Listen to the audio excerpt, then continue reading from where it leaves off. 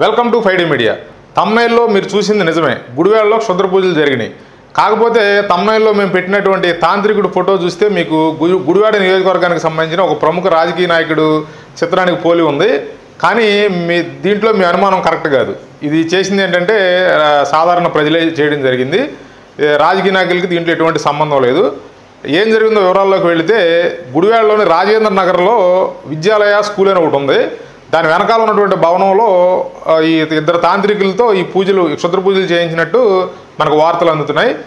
అసలు ఏం జరిగిందంటే, ఒక విద్యాలయ స్కూల్ వెనకాల ఉన్నటువంటి బిల్డింగు ఓనర్కి సంబంధించిన కూతురికి మానసిక ఆరోగ్యం సరిగ్గా లేకపోవడంతో ఒక ఇద్దరు తాంత్రికులను తీసుకొచ్చి వాళ్ళతో క్షుద్ర పూజలు చేయించినట్లుగా మనకు తెలుస్తుంది.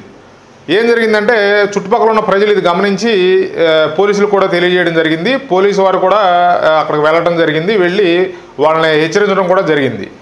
ఒక అఖండ దీపాన్ని వెలిగించి బట్టలు లేకుండా, అంటే నగ్నంగా ఇద్దరు తాంత్రికులు శుక్రవారం నాడు సాయంత్రం నుంచి శనివారం ఉదయం వరకు, అంటే శుక్రవారం నాడు అమావాస్య అవటం, ఆ కారణం చేత శుక్రవారం సాయంత్రం నుంచి శనివారం ఉదయం వరకు కూడా ఈ తాంత్రిక పూజలు చేసినట్లుగా తెలియవస్తుంది.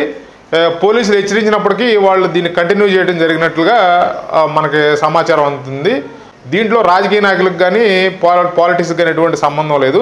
కాకపోతే ఏంటంటే, ఆ తాంత్రికుల్లో ఒక వ్యక్తి యొక్క రూపం ఏంటంటే కొంత గుడివాడ నియోజకవర్గానికి సంబంధించిన ప్రముఖ రాజకీయ నాయకుడి రూపాన్ని పోలి ఉండటం చేత కొంత ఆ చిత్రాన్ని చూసినప్పుడు మనకు కొంత అనుమానం కలుగుతుంది.